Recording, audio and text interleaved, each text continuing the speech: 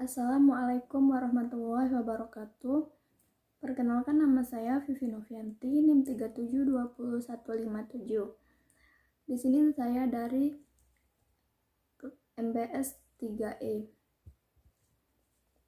Di sini saya akan membacakan teks tentang Indonesian economic growth is not in line with the welfare of the people.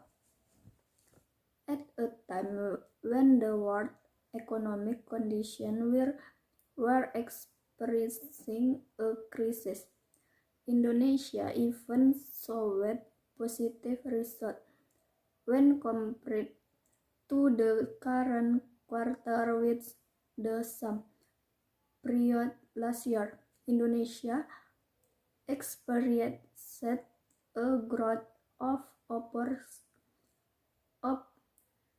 approximately 6.4%. This economic interest is centered on the island of Java with a percentage of 57.5% of the total. And if accumulated, then Indonesian economic growth in the first semester of 2017 is better than in the first semester of 2016, which only grew by approximately 6.3%.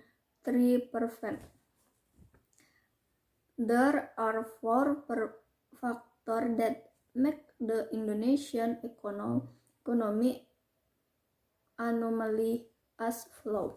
First, Indonesian economic conditions are mostly driven by foreign debt with an increasing nominal flow. Secondly, the increase in the economy in Indonesia is also driven by export of raw materials such as mining product, plantation, and other. Thus, improving the Indonesian economy is driven by foreign parties who continue to effort so that Indonesian natural resources are increasing, controlling the time for the increase in people consumption power also affect Indonesian economic growth in line with this. The current inflation rate below 5% is also very helpful. Although it also has an impact on the flow of energy subsidies which will continue to well. Translate, yaitu di sini membahas tentang pertumbuhan ekonomi Indonesia tidak sejalan dengan kesejahteraan rakyat. Pada saat kondisi perekonomian dunia tengah mengalami krisis, Indonesia malah menunjukkan hasil yang positif. Apabila dibandingkan triwulan saat ini dengan periode yang sama pada tahun yang lalu, maka Indonesia mengalami pertumbuhan kurang lebih dari 6,4%. Peningkatan ekonomi ini berpusat pada Pulau Jawa dengan persentase 57,5% dari keseluruhannya, dan jika diakumulasikan, maka pertumbuhan ekonomi Indonesia pada semester 1 tahun 2017 lebih baik daripada semester 1 tahun 2016 yang hanya pertumbuhan kurang lebih dari 6,3%. 4 faktor yang membuat perekonomian Indonesia mengalami ekonomi sebagai berikut. Yang pertama, kondisi ekonomi Indonesia lebih banyak ditenangi oleh utang asing dengan nominal yang terus meningkat.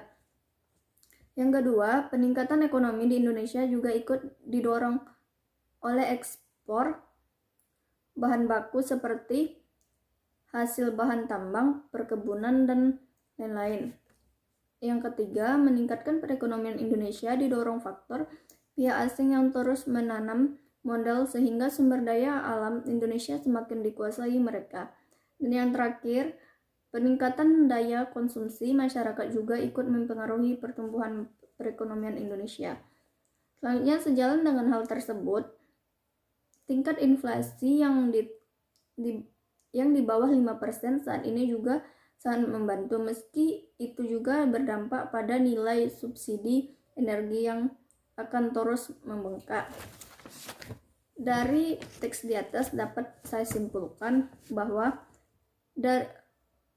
pada saat kondisi perekonomian dunia tengah mengalami krisis, sementara negara kita menunjukkan hasil positif. Dapat kita lihat pada pertumbuhan tahun 2017 semester 1 daripada pertumbuhan tahun 2016 semester 1.